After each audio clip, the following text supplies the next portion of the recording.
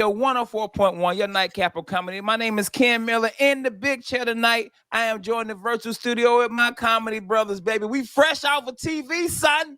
Come on, bro. Fresh off of TV, Talk to 'em, man. Hey, man, y'all got to check us out. Fox 35, the news fuse. We are killing it, bro. Quadrupling them ratings, bro. But join the virtual studio with my dog, James John, and Miguel Colon Jr. What's up, my brothers? What up, bro? Hey, what's going on, man?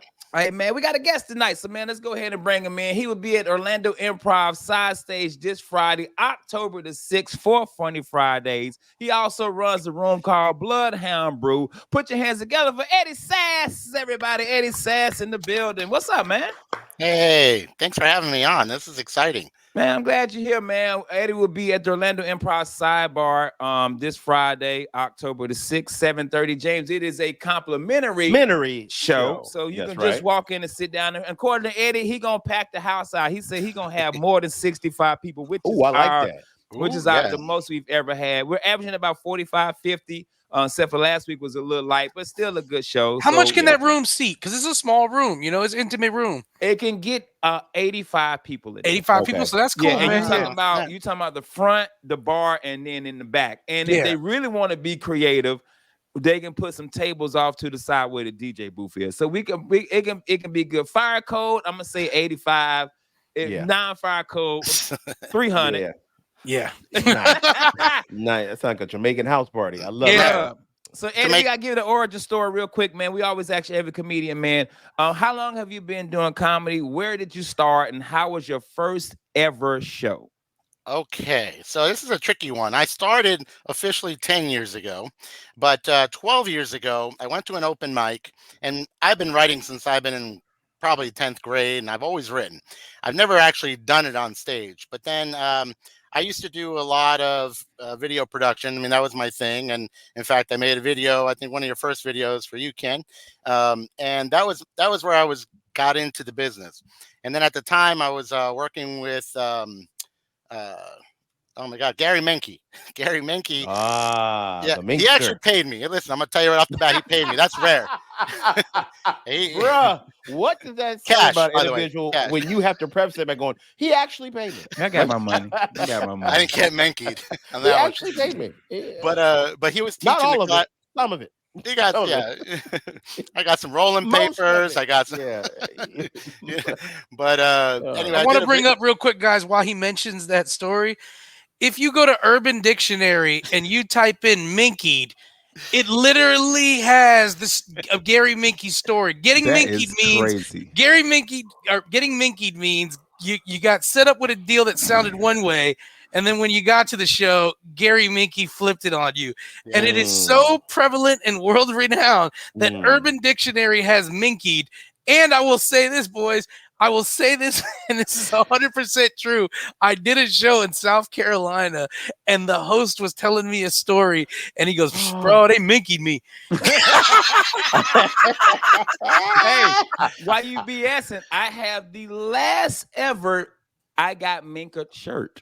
I got Minkied shirt, yeah. Wow. It was that prevalent, guys, in the comedy community. Tampa, bro. It was a medium. I said, I take it. It was that prevalent in our community. Who was selling those? Tampa Improv was selling it. Tampa Improv was selling it, yo. Okay, so one time I did get Minkied. So he promised me, like, one of my favorite comics is Pablo Francisco, right? And years ago, he was doing a show in Tampa, and Menke was featuring.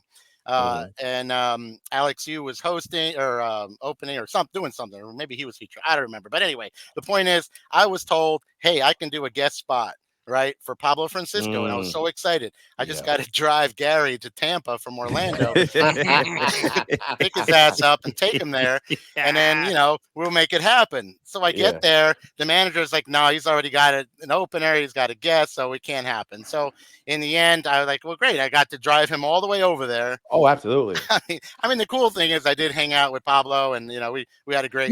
You got to experience hanging out with him. Still got the experience, and you got to experience getting Minkied. If you didn't get Minkied in Florida and you've been in this game 10 years, you a cop. Hey, but in the end, he gave me some gas money, so I don't know if it was a full Minky. That's weird. Hey, Miguel, getting Minky is like getting a Purple Heart. Yeah. Bro. I got Minkied with a V for Valor. Hey,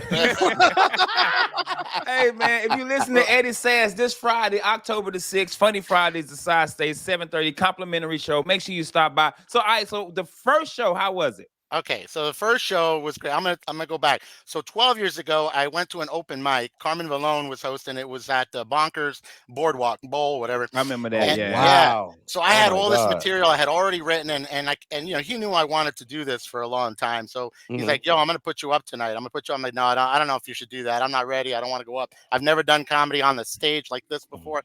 So in the end, he puts me up, and I was like, "Well." Now I had some material I'd already written. So I went up there and it went great. Like that show, I couldn't believe it. And I had comics coming to me after like, "Hey man, I can't believe it's your first time. Everything went great." So I was super excited. In fact, I decided that day I'm going to leave at the top of my game, and I didn't go back for a couple of years. Right. So that was it that day. But then I was doing this thing for Menke. I was telling him the video, and I made a video for him, and I made a deal with him that I'm going to give him a break if he lets me do his school at the Improv at the time he was teaching it. Yeah, he was teaching a comedy class, correct? Yeah, so I went to the comedy class. Said, "Look, I'm going to take this class, and you're going to give me a discount, and that's how I'm going to get into it." So my first time really was getting on that Improv stage, and I mean, it was incredible. I had probably 110 people that came out to support me, so that was even better. I mean, it was just amazing. I wish I can get those people back for Friday, but we'll see what happens. I was gonna say, man, when you first started comedy, everybody will come out and see you. They come see everybody. Oh yeah. Now, we 20 plus years in, nobody. Nah. My wife won't even. My wife will leave the damn room and go drink at the bar. She don't want to see this either. Yeah, so you can't get nobody anymore. Yeah, 20 years, bro. If you listen to Eddie Sas is on October the 6th, he will be at the Orlando Improv, side stage, 7:30. Make sure you come by and check it out. You run a really good room here in Orlando, Bloodhound Brew. How did you get that started? So somebody hooked me up with the manager at the time. They were looking to do maybe bring some comedy in there. They were looking to do an open mic night for comedy. So that's what I started doing. I went over there and I was, I kind of told them, "Hey, let's try this for 3 months. Let's see where it goes. If you start getting some business, we can." I charged them a certain amount for the first 3, and I said, "After that, let's make it a permanent thing. We'll redo a contract, and let's keep going." About 8 months into it, they were liking it, but they wanted to go to a Saturday night show instead and make it like your standard, host, feature, headliner. So we switched to those shows, and we were doing them once a month, and they were just so popular, and they were going really, really good. And then, I mean, you guys have been on there too. It's a nice little intimate room.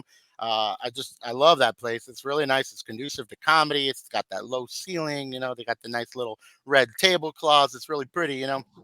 But we started switching it. We made it every month. We went to 2 times a month, and since then we're still doing it.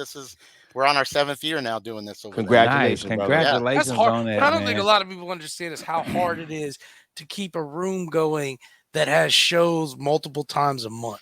Yeah, that's really hard. Especially dealing with local talent. You know what I'm saying? Because, like budget-wise, you want to bring a big name in. But budget-wise, sometimes when you run in a room, you're like, "Look, man, I know I can't bring a big name in. I got to get some local." And eventually you run out of the local talent because they got to be on the road all the time. What I'm saying? So to keep that running for 7 years, man, that's dope, bro. Question, man. Give me your worst show you've ever been on. It's a good one, man. There's a couple of them, but there's one that I can think of that I wouldn't say is the worst. It was just the weirdest setting. And when I ask you this, I'm talking about the one you talk about to this. Everybody got that show. That to this day, what's your worst, boy? So when I was in shook your bones show. Like here's the thing. This show was bad for a weird reason, and I always remember, and I will talk about it.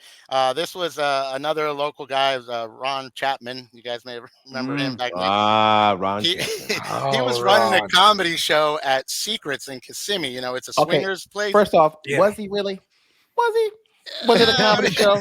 I mean, it kind of was, but it was funny because I went to this place and they had, so this place is just crazy. They got a room where people are hooking up, they're doing their thing and swinging and, whatever they're doing. It's like a teacher's lounge. Yeah, basically, same thing. It's a call center.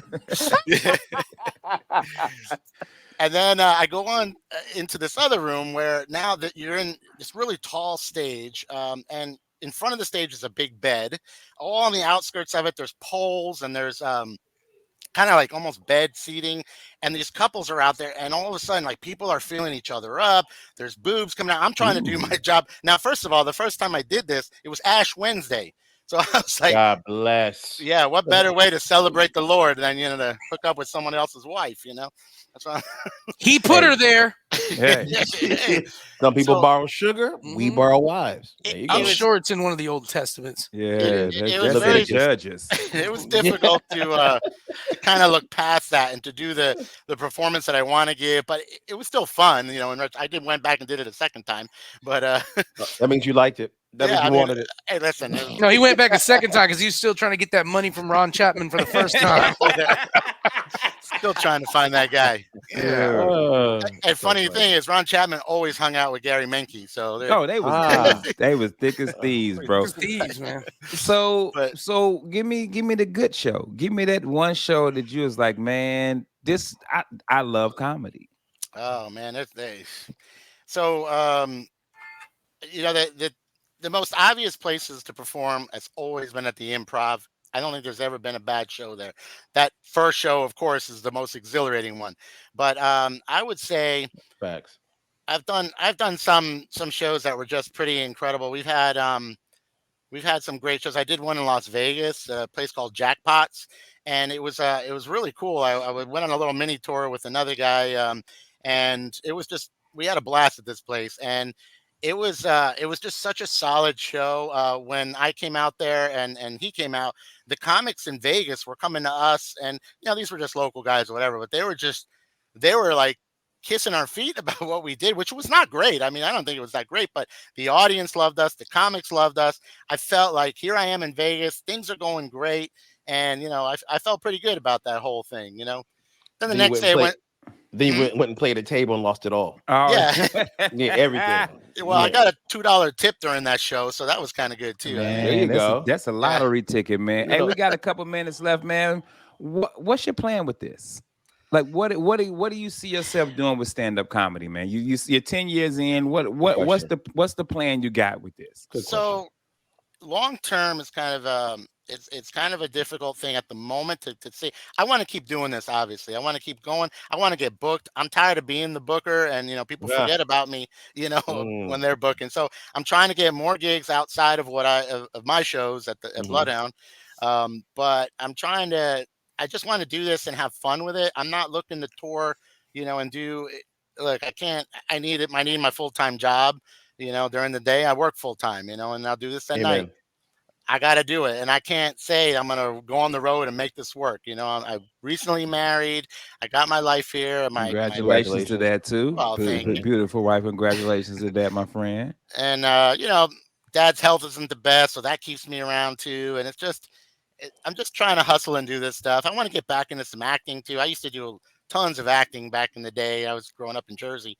So, I worked with some greats, but this has been a while, I mean, I worked with Robin Williams and Spike Lee, Wesley Snipes. I mean, there's just so many. Robin Williams mentioned you in his note. Yeah, I think that was the reason. Hey, man. Well, brother, thank you so much for kicking with us. This Friday, October the 6th, Eddie Sas at the Funny Friday Sidebar. I think this is like show number 8, man. It is going great. We got the whole year booked out. Eddie, we got 30 seconds, bro. Tell them where they can find you at. You can go to any of my social medias at Eddie Sas. It's S-A-S, just one S. Eddie Sas Comedian. You can find that on all the socials. Look for me on there. One more thing about this Friday show. There may or may not be a snake handler there who may be bringing something to check out. So you won't know until you get there. But that's my friend. Just like Chief. the Swingers Club. That's my friend Chief. It's going to be great. Bro. Yeah, hey, man, thank you so much for kicking with us. And also, thank you. Eddie recorded my second comedy DVD, and I appreciate that. But we got to take a commercial break. Eddie, thank you so much for kicking with us, man. We'll be right back. Real Labs, Real Radio 104.1. What's up, family? You're tuned in to Real Labs, Real Radio 104.1, your nightcap of comedy. My name is Ken Miller in the big chair tonight. Guys, do me a favor. Go out to Instagram, Facebook, Twitter, and follow us. go to YouTube and subscribe to our page. We're trying to hit 500 subscribers by the end of this year. And if you miss any of these shows, you can go to iHeart, search Real Laughs, and guess what? You can see listen to 7 years. 7 years, of man. Our podcast and our show. James, you got the sponsor? James, want to talk? I definitely do. I want to tell everybody about a new comedy show that's going down on Sunday, October 8th. We're talking about Sky High Comedy Night, brought to you by the good people at Death Row Comedy. You guys got to check it out. We have Christopher Robinson. You guys have seen him on Funny Not Famous. He has his own comedy album on Comedy Dynamics. He's bringing some funny dudes with him. He has Dewey Sean. He has Cody Zolfer. He has Rafiq Shaheen. He has Jason Henson. And all this is sponsored by Tobacco Exotica. Now, the doors open at 7. The show's at 7:30. Tickets are only $10. For more information, please go to Eventbrite and look up Sky High Comedy. You can also get reservations and more information at 386-259-6000. Again, that's Sky High Comedy, happened on Sunday, October 8th. Yeah, so shout out to them. I did the first show and it was dope. Great. And you know, we give shout out to our fans, but this is not just a fan. This is a friend of mine, one of my battle buddies. If you guys are military, anybody in the military, we call each other battle buddies. You know what I mean? Mm-hmm. So this is one of my we say battles. So this is one of my battles. He actually listens to our show every weekend. This is his Sunday routine, and he sent me this message. So shout out to William Pruitt. William says, so Real Laughs is part of my routine now. On Sunday night, I come outside, sit under the gazebo on the back deck. I have a projector hanging down, a huge screen for watching movies with the kids and sports. Me, Sunday Night Football on the projector, sound on mute, one earbud in, listening to Real Laughs, catching up on previous weeks, drinking orange drink, Great Value Tang, knockoff Tang, some boiled peanuts, and then he's smoking a little weed. So shout out to my dog, man. Anytime I go to DC, man, we were stationed at the White House Communication together. Anytime I go to DC, he comes to the show, but I promised him I was going to shout him out. Nice. Because he'll hit me up.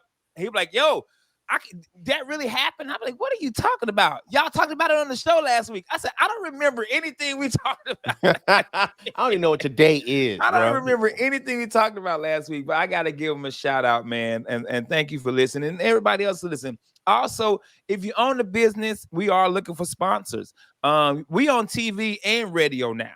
Yes, I'm gonna let you know. Come on. So we can put your business out there. So if you want to get on the show, man, hit us up on social media. Or either you can hit us up personally, or you go to Real Labs social media and send us a message, man. We want to put you out here on radio. You can come on here and talk about your product. James, a lot of like radio shows have a lot of integrity. We don't. So your restaurant is the best restaurant we've ever gone to. 100%. Your whatever, man. 100%. Whatever you make, you could be making. Hey, you could be like, hey, man, I got crystal meth, and I'm like, no, dog, you got the best crystal meth in the Tri-County area. You know, when you watch this on YouTube, Amen. I'm drinking a Heineken right now. This better than Crown. Wow. Because that's what's in my hand right now. Yeah, you see this blank cup I got? Your brand here. Okay. So I'm gonna lift my shirt up, and I'm gonna tell you that your brand can also go here. I'll just be sitting there, guys. I'll be sitting there sipping Johnson's Octopus Milk. It's the best milk. Oh, come on, fight through it. It's the best milk you can have. Oh, I'm losing my vision. I'm losing my vision, guys. I'm losing my vision. Hey, Jay, so I got two or three cases. So a friend of mine, I can't say her name. I don't want to get in trouble. Works for she's a liquor girl, a liquor lady. And she works for like places, and so she gets free stuff. And so she's like, hey, I got these Heinekens. And I was like, yeah, I drink them. They free? Hell yeah. Dog, you know damn well I drink. They free. I know you don't drink it. I drink them, yeah. And so I got like a couple cases of Heineken Silver. By the way, all taste the same. Yeah. I don't know what people, Bud Light, Budweiser, taste all the same. Yeah. Heineken Light, Heineken Platinum, Heineken Black, Heineken Hispanic, all taste the same. Every time I drink a Heineken, I understand why the Germans wanted to fight in the war. You can taste the hatred in that beer. But I would say this though, Miguel, I think you're more of a beer drinker than James. I drink more beer, probably. I mean, I drink liquor, but I drink beer. Yeah. I would say this. I will take a Heineken over. I take a Heineken, a Dos Equis, and what is Pacifico? Pacifico, yeah. Those are the three beers that I will drink. Stella's good. Oh, I like Stella. Oh my, okay. Stella number 2. My bad. Stella number 2. Stella's probably my number 2. I take those. I will but if you put a Bud Light, a Budweiser, or Coors, or now, son. I'll drink them all, man. Like they're fine. There's not one. There's ones that are better. Like Stella's a great beer. I love. But I mean, you know what I'm saying? You got a steel reserve and it's room temperature. All right. But the thing about Stella that makes me laugh with Stella though, they try to jazz it up, putting Stella it in a with a cup with a little gold rim. Yeah, and then take the knife, the white. Cut the top because Stella Artois from Amsterdam, and that's what they do in the Netherlands. They fill the beer up, they get a big head, and they cut it with a knife. The same thing with Heineken. Heineken's from Amsterdam. I've been to the Heineken brewery. It's the same thing. It's that big head on the beer, and then they cut it on top with the knife. Wow. Raw. You know which one I went to? Corona Factory. Hey, you went to Corona in Mexico? That's Mexico. So Corona's not bad, by the way. Corona is only on Cinco. I only do Corona on Cinco because so this is a true story. I'm telling this story now. Because I ain't in the military no more, so I can tell this story. So everybody knows that I used to travel with the President of the United States. So we were overseas in Cabo San Lucas, the greatest city in Mexico. Wait a second. You were overseas in Cabo San Lucas with President George W. Bush? Yes. Boy, that was a party. Are you ready? Here we go. So we would bring all of our own stuff overseas, food. And I know y'all saying Mexico ain't overseas. Y'all know what I mean. Anywhere that's out in the military, anything that's out of the country is considered overseas. Yeah. So we would bring our own food. We had an MWR tent, which is morale, welfare, recreation, and we bring our own food, own everything. So what we did was we went to the Corona factory and we bought a whole bunch of Coronas and we brought them back to the hotel. Now in Mexico, if you bring the bottles back, they give you a discount and then give you more cases.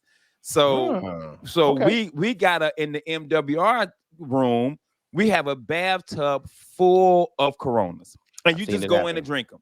Because we were making $200 a day per diem. So I was like, hey, I got it today. You know what I'm saying? Yeah. So it wasn't a big deal for us. We get called into the office. It's my sergeant and this officer, because officers are buttholes. I can't say the A word. They're buttholes. We go in this office and he was like, so you guys are selling beer out of the MWR? We was like, no, that beer is free. We were told you guys are selling beer. It was like, no, you can go, sir, you can go in there and drink right now if you want to. Because the rule is, James, we can drink all we want. When the president is there, you can't, no alcohol. Once he leaves, alcohol. But somebody had been going around and told them we were making like thousands of dollars off of this beer. Nah, man, no. And guess what we called it? Beergate.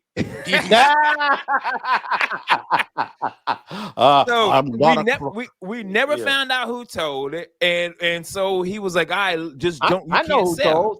Somebody who hates a goddamn good time, bro. And it was free beer. Bro. But this is what makes me laugh the most about that whole trip. When we took the bottles back to the Corona factory, we were in doing the little tour and getting new drinks, and we came out, and it was a dude outside hosing the bottles down. That's why I tell people. That's why they put the lemon and lime in the top to disinfect the rim. That's funny. I'm gonna put pine salt on mine next time. Yo, but yeah, dude. Yeah, now Corona's up there for me. I drink a Corona too. But like I said, it's a holiday. Well, if I drink a Corona, it's because it's nostalgic. Because it really makes me think about that time in Mexico where I almost got kicked out the military for some Coronas. Is there any beer that you're like, come on, bro, we're better than this? Like a Natty Ice? Yo, is there let me explain to you the levels of beers because y'all don't get it. Y'all just not getting it. Natty Ice, Busch Light, that's a fishing PBR. PBR, that's a fishing beer. A nice beer to have when it's going to be real hot somewhere, and it doesn't matter what you're drinking. Miller Lite, that's a go-to good old boy beer. Bud Light is working on getting his comeback, but all these boys these boys are now having their Bud Light withdrawals. All these guys are like, I ain't gonna drink no more goddamn Bud Light. Now they're like, come on, Bud Light, do something masculine. I need this. And then you get your fancy beers, you get your and then also here's the thing. I'm talking as a beer drinker, not as a handlebar mustache, I drive a unicycle beer guy. Because those guys will rip it apart. They'll be like, you fool. You see the hops. I'm like, shut up, man. Listen, there's three things you need out of a beer. One, it has to be okay tasting. Two, it has to be cold. And three, it has to be in a bottle in case you have to defend yourself. Because you have a beverage and a weapon.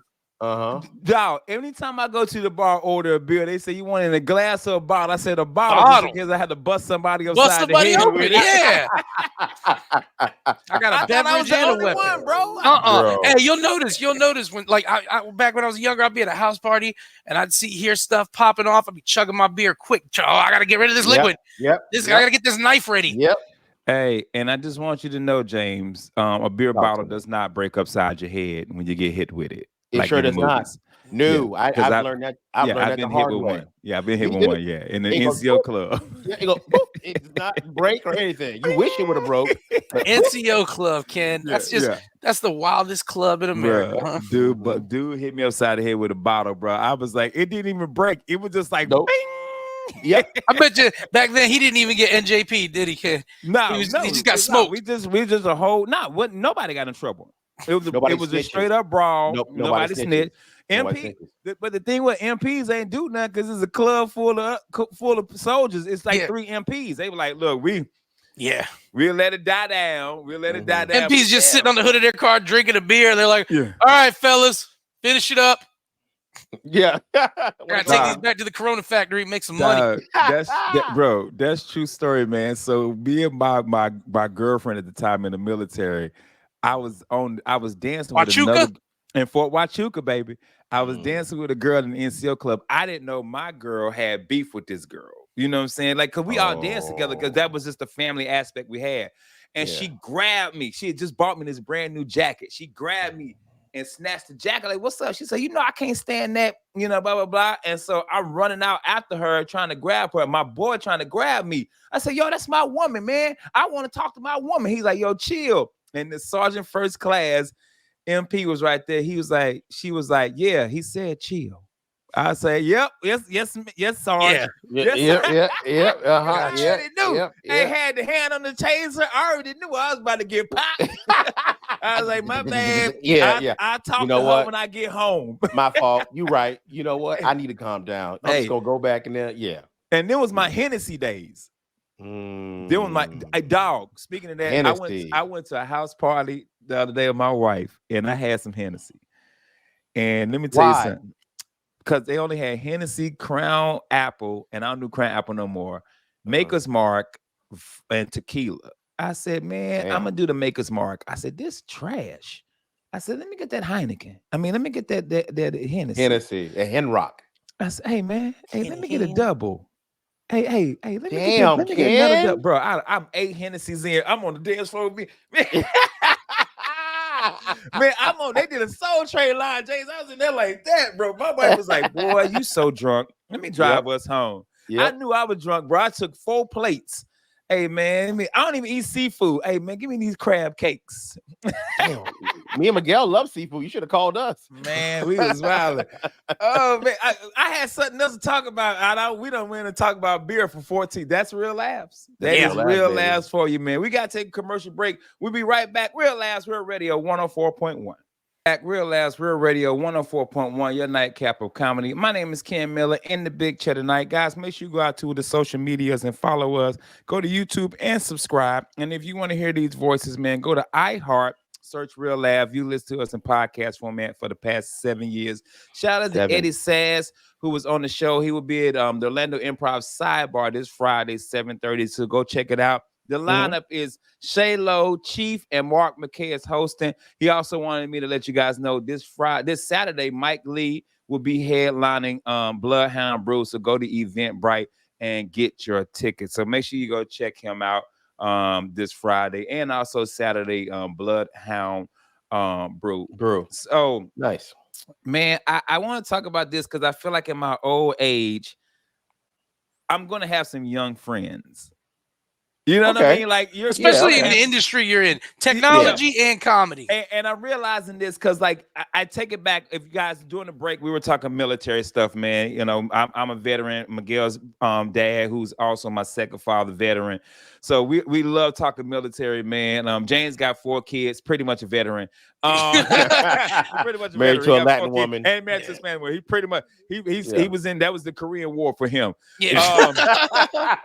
But so I realized this, like, I was thinking about it. Miguel, what had me thinking was, I say, okay, so in my military days, when I was 26, I was hanging out with some 19-year-olds, 20-year-olds, going to the NCO club, hanging out. I said, I got out the military. I was the 26-year-old, and I was hanging out with some 45-year-olds, because when you're in the tech world, it's going to be guys 45, 50, 60 years old, been doing tech for 40 years. You know what I'm saying? Now, I'm 46 years old, and now I got a friend at my job, this kid, 19 years old. That's funny. And when I tell you, he is junior. And I don't know if I gravitated to him because he reminds me of my kid, and he's funny. And if you guys watch the news fuse, all them words, he say them words at work. All day. All day. All that new 600 new cap. You all caping, that, man. And so I was just thinking, like, in the comedy, I'm 46. I have a drink with comedian that's 21 years old. And I'm like, is it weird that I got friends that are 20 years younger than me? I will say this. Drinking, they was new to the world. It's not weird how you organically met them. You met them in an industry. You're in the tech industry. You're in the comedy industry. So, I mean, think about this. There's some dudes in the NFL that are 40 years old, and they're talking every day to 22-year-old kids. You know, but that's the industry. It wasn't weird when Brett Favre was kicking it with somebody who was young, because you're like, yeah, that's the industry.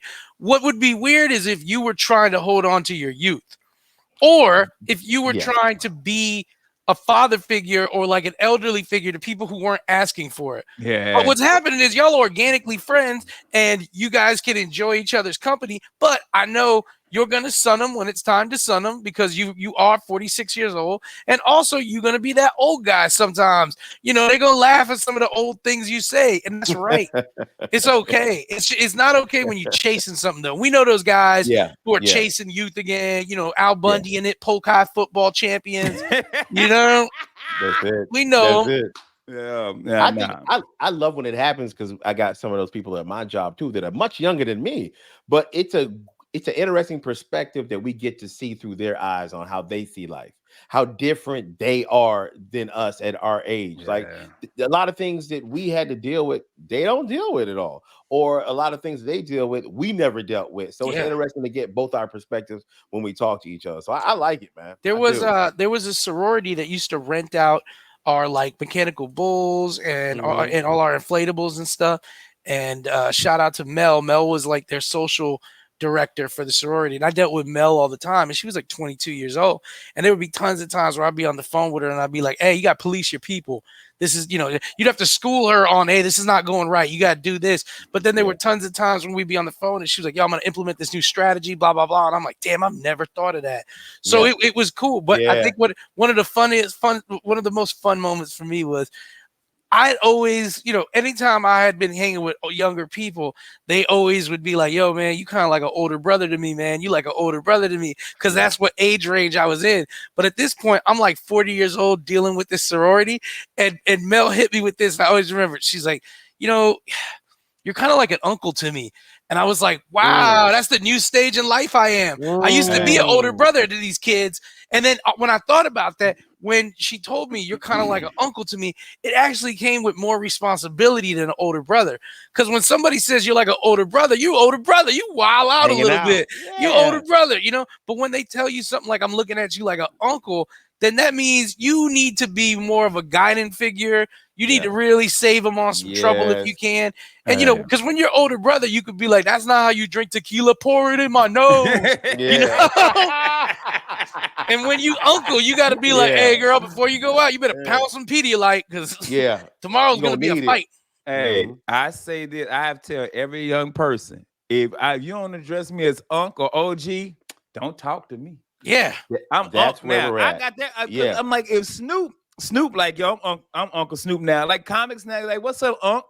Yeah. And at first I was like, yo, who you? Now I'm like, what's up, nephew? Yeah. Because Exactly. I realized I called John Hinton Unc. What's up, Yeah, Unc? man. All the time. What's up? I text somebody, hey, what's up, Unc? Tony Robb, what up, Unc? Like, I don't know. Like, it really hit me when DC Young Fly called me OG. Yeah. Wow. When somebody famous was like, yo, OG, man, you killed it tonight, man. Appreciate you gracing the stage. I was like, who you talking to? Yeah. Yeah. Like, exactly you right. Don't nobody know me. He said, no, man, I respect the comedy game. I respect that you've been here before me, OG. He called me OG all the time. Yo, David Jolly called me, what up, OG? OG, yeah. Like, and David Jolly, 49 years old. Yeah, David Jolly, 49. He older than me. Yeah. David Jolly, whenever I'm in Austin, David Jolly and Cam Patterson always introduce me as, yo, this is my OG from back home. OG. And it's funny because when I'm going to these clubs and they introduces me, and they're, because they got nothing but love for us. They're like, yo, this is my OG from back home. He's hilarious. I always feel like I'm getting out of prison from like 25 years because all these young dudes are like, nah, hey, this is my OG. Him and my old man, they made moves together. And I'm sitting there like, because there's a little bit of, I'm going to tell you the truth. There's a little bit of a weird feeling when I'm in a room with nothing but young comics who don't know me and I've never performed, because I'm like, I'm not trying to interrupt their vibe. They're talking about stuff I don't get sometimes because I'm old. I'm 42. Yeah. But there's also a moment where I do want to be like, all right, put me on that stage.